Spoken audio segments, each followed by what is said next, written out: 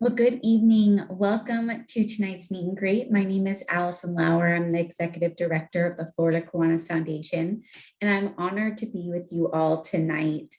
As many of you know, we host this 30-minute call that focuses on young children priority one and aligns with our Will and Rachel Bleckman Fund.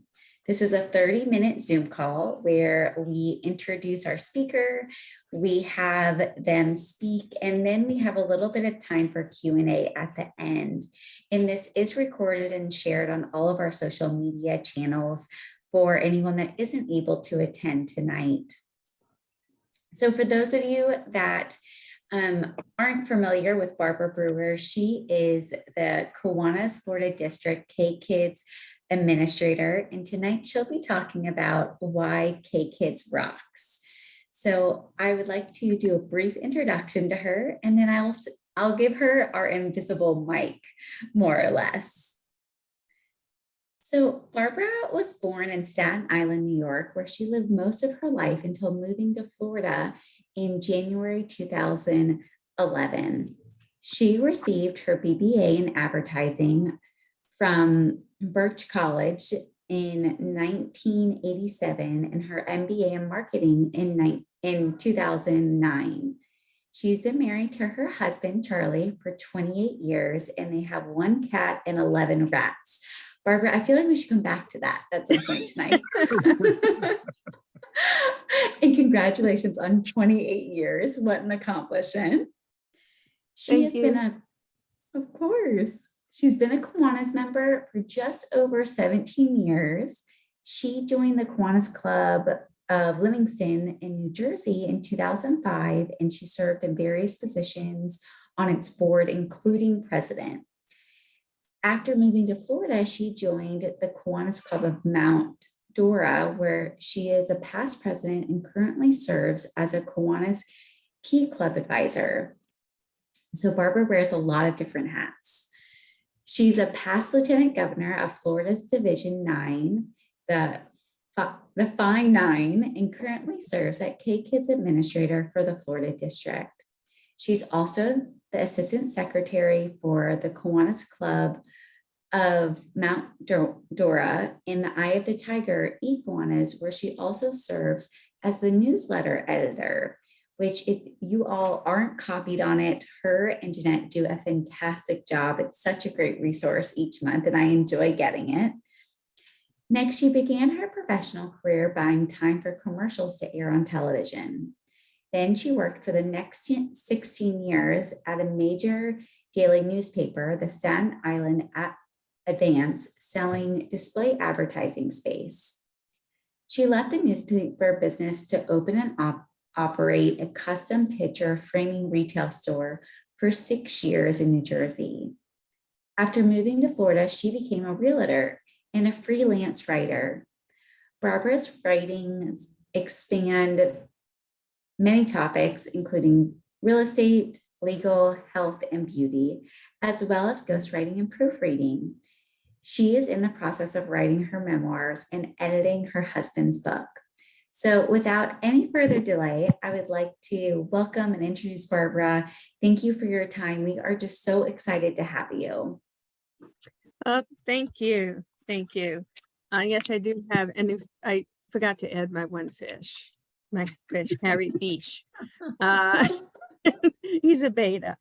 I was told that this group really likes icebreakers, so I'm going to do a real quick one, and basically that says something unusual about yourself that maybe nobody else would know.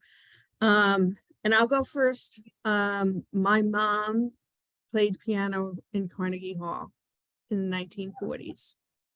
So that's something interesting. So I'm kind of going to go around the room. Gwen? Okay, well, let's see. Up in Philadelphia, I met my husband at the YMCA on a judo mat, and the rest is history. We both have our black belts in judo, and we spent a lot of time volunteering at the YMCA's before we came to Florida. Oh, wow. I took judo. That's interesting. Winnie? Probably the most unusual thing about me is that I walked to the bottom of the Green Canyon and I walked back out. Oh, my. Wow. It was in 1992, so it was a long time ago. And when I came out, Hurricane Andrew had struck South Florida. Wow. Allie? I am an ultra marathoner. So that means that I have only done 32.6, and the next round I want to do is 50. Wow. Let's see. I have Kiwanis Club of Kendall South Dade, but I don't know your name. You're muted, Diana. muted. Diana, you're You're muted. I just saw that and I said to myself, you went back on mute. You're back again. Yeah, now you're good. you need to change your name, and you called me out. So there you go. Something about me that some people might not know. I was a model in the many moons ago in New York for Barbizon Model Agency. Wow. Wow. Many Uh, moons. I remember Barbizon. Barbizon in New Yeah. York. Yes. Busy girl then. And where in New York? I lived in Long Island, but Okay. Boston was right in the city, right in New York, their office and everything. So I used to do a lot of shows for them, if you wish. Midtown. That Yeah. was good times, good times. And Opal? Miss You're Opal, Opal. you're on mute.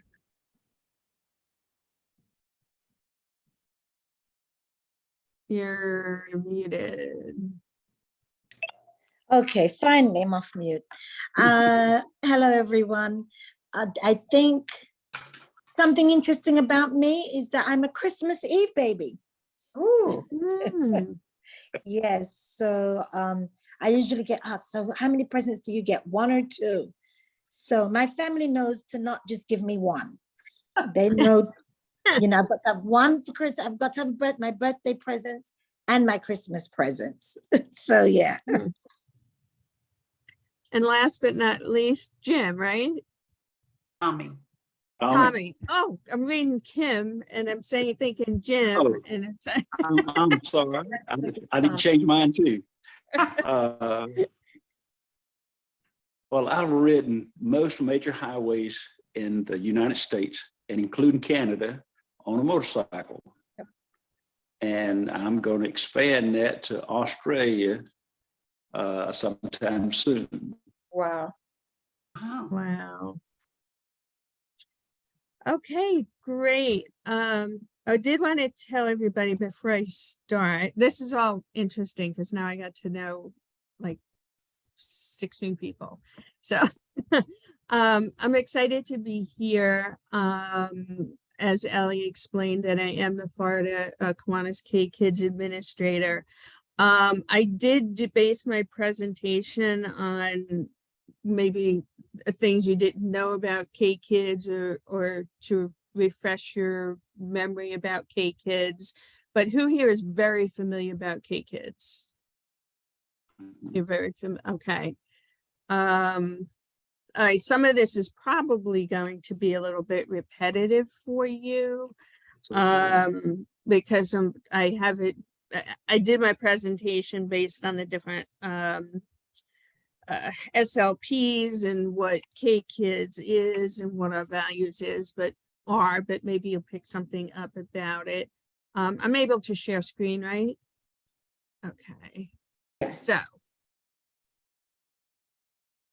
me share this. Okay. All right. Does everybody see this? Yes. Okay, we're doing good. Okay. Anybody, y'all are familiar with Kiwanis, so of course you know that the K Kids is the elementary school and primary school. Then there's the Builders Club with the middle and junior high school, and then Key Club International, which is high school And then, of course, you have your key leader, which is ages 14 to 18, Circle K, which is a college and university students. And then we have the Action Club, which is adults with disabilities.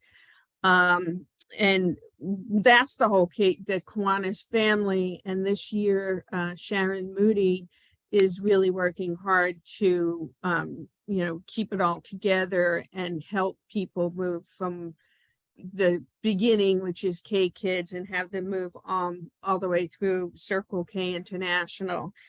So you may not know, but the K Kids is the largest service organization for students ages 6 to 12, and we have over 37,000 elementary school children that each year that they have learned that they can change the world.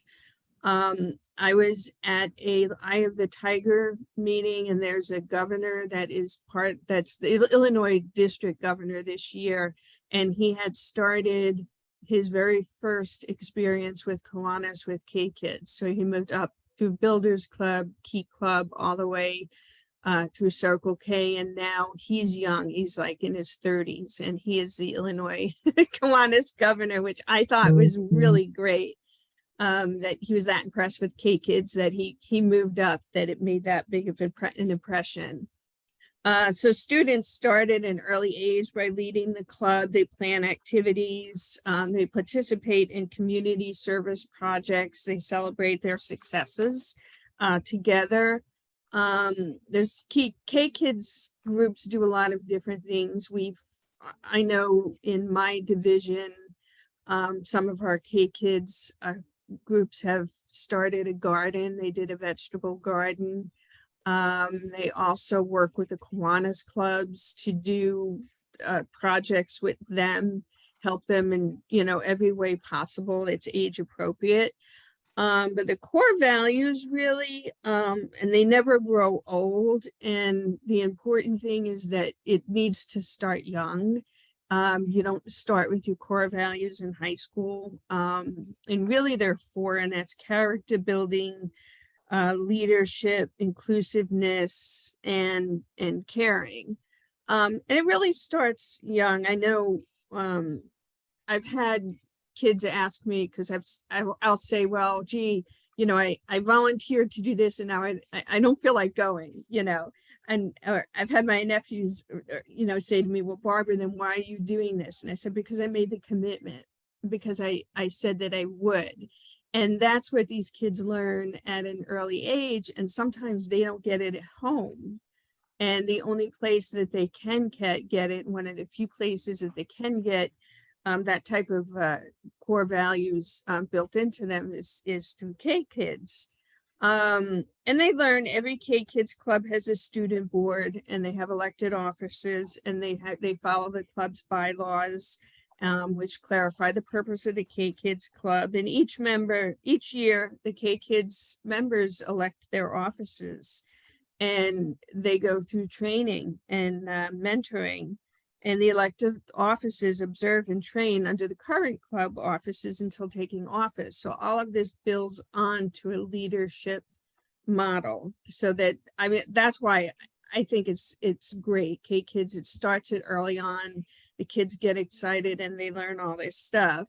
And the support is the advisors. So we've got the Kiwanis Club and the faculty advisors, in an ideal situation, work together as close as possible to guide these students in the right direction. They also have program kits where they have the advisor guide, idea toolkit for officers, officer guide, pins and buttons, member handbooks, the pledge poster, flyers. So all of this gets the kids excited into what they're doing and makes them feel like they are a part of something. And along with that, doing the community service on that level makes them realize that the world is not just in their classroom or in their family. The world is much bigger than what they could possibly imagine. So I had K-Kids really teach leadership through service, planning and taking part in their own service projects is a great way for the members to gain the leadership skills and to make a difference in the community. Most clubs will have one semester to plan a project in one of each of the three categories, if not all, which is hands-on service, fundraising, and philanthropy, and awareness building, which I spoke about a little bit. Some of the examples at the clubs that have given me ideas or that I can communicate with, they make special welcome baskets for students relocating to the school, show appreciation to teachers through thank you notes, treats, classroom chores, doing food or clothing drives. A lot of times children don't realize when they're growing up, especially, like I always said, when I grew up, I had everything. So I didn't have to worry about whether or not I had underwear or socks, but there are kids who do. And doing a food or clothing drive makes these kids aware that there are others that are less fortunate than them, and makes them want to help others. They've hosted bake sales. They sponsor a speaker to bring attention to a specific topic, whether it be a food drive or anything like that. Hosting a movie night, showing a documentary, this will be age appropriate to address a specific cause or message, that all brings it closer to home.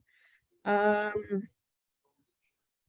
leadership model, the primary objective of the K-Kids is to prepare members to be the most engaged members of their current and future community. So all these projects, even though they may seem, small to us or big to the kids, and we often have the kids say, well, how can I help?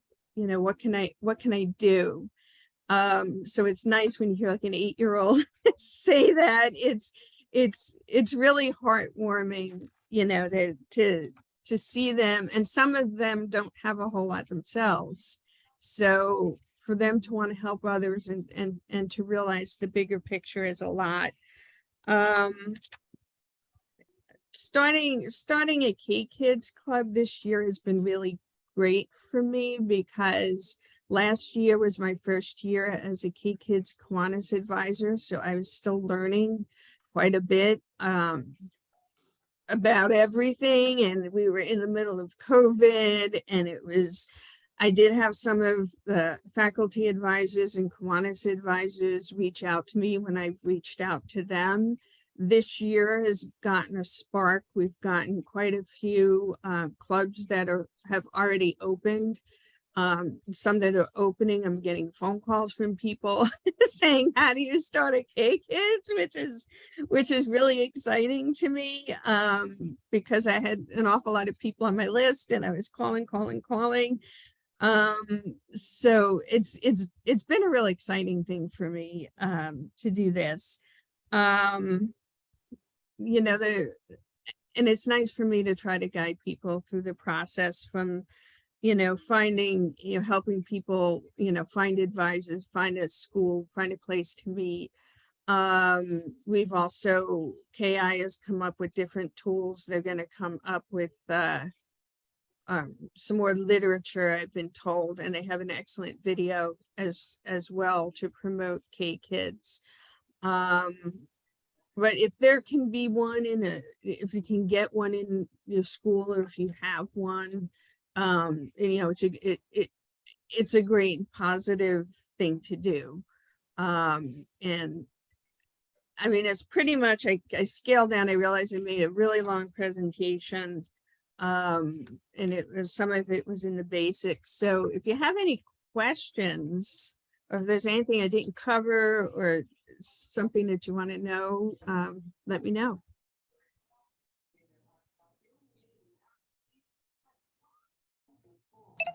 Okay. Hello, Barbara. Yeah. This is Opal Spence here. I'm the Lieutenant Governor for my division, Division 23, And a couple weeks ago, I went with the SLP Kiwanis advisor for one of my clubs to meet with the principal at a local school because they want to start K-Kids there. The principal was very receptive. But the question I have now is, in terms of actually starting the process to start that K-Kids or to get it chartered, do we just go ahead and put the application in? Can we do it online? Do we have to have a form sent to us? You can go to kkids.org or kiwaniskids.org, and there is an area there that you can apply, and you can go through that way. That's what I tell people, that's their first step. And if they have any questions about it, come to me, because I do speak with Lisa over at KI. And I have a conversation. So some people have very specific questions that I can't answer, that I don't know. But you should be able to go right on that site. As a matter of fact, and I just realized going through this, I pulled up this whole, I meant to flip through. No one should ever give me a PowerPoint, but I've done the same thing all the time. I've gone to flip over the PowerPoint and I end up not using it. Let me see if I can go to kkids.org. Let's see if I can find it. All right, it should be under resources or advisor, homecoming. Quite similar. There he is. This we discovered. It's in. Okay. There's a video. There's a Start a K-Kids video, and there's a way to get in touch with. Contact us. Or start a club. You can go into Start a Club. And then you start the chartering process. And you go in through here. That's the usual way of downloading the form, filling it out, sending it in. Right. Very simple. Right. And it's, I realize that, people have a little bit of difficulty navigating the site. And you just have to hunt and peck. But what I can do is in the chat. Here we go. In the chat, I'm going to put my email.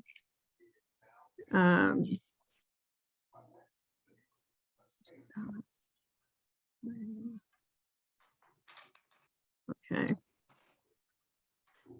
So you can reach out to me. That's my email. And you should be able to reach out to me in that way. But that's the best way to go about doing it. Barbara? Yeah. I have a question. About what is the average size of your most K-Kid clubs in Florida? Geez, I have, usually it's about 20 to 25, but Okay. I've got some clubs that have got like 50 to 75. Our club is Ooh. 33. And most of them have I don't think about, I want to start a K-Kids in.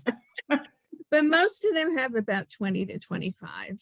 Yeah. And which is a good number. After that, I think you start to get a little bit unwieldy. I will tell you this, it didn't mention it in my presentation, but last year we did something with, we did a program that was half an hour long. And it was excellent. It was, the kids were delivered toys, not toys, but things that they were able to create with. And we had a facilitator who worked with them to create, Dr. Drew. He was able to work with the kids online. So we had several K-Kids clubs participate throughout the whole district. So I'm hoping to expand it this year to make it a little bit longer, but the kids were able to journal their experiences. And I can't share most of the pictures because of, they're kids, but they really had a great time. Building things and journaling about it. And Dr. Drew was excellent. One of the things that we're fortunate for the Pompano Beach Elementary School here is that the high school is right on the same campus. And so a lot of times some of our key club members are able to come over. And these kids, the young kids, really look up to the high school students. They love it when they come and they behave better. So, they do. So, we're fortunate in that respect. And that's really good, because that will make them want to continue. And the saddest thing that I see is, like, if you have K kids and then when the kids go into the next level, there's no builders club to step up into. So, it's nice just to have them move through the process and look that, because they have something to look forward to. Like, oh, I'm going to be like them someday. I'd like to, I'm sorry, go ahead.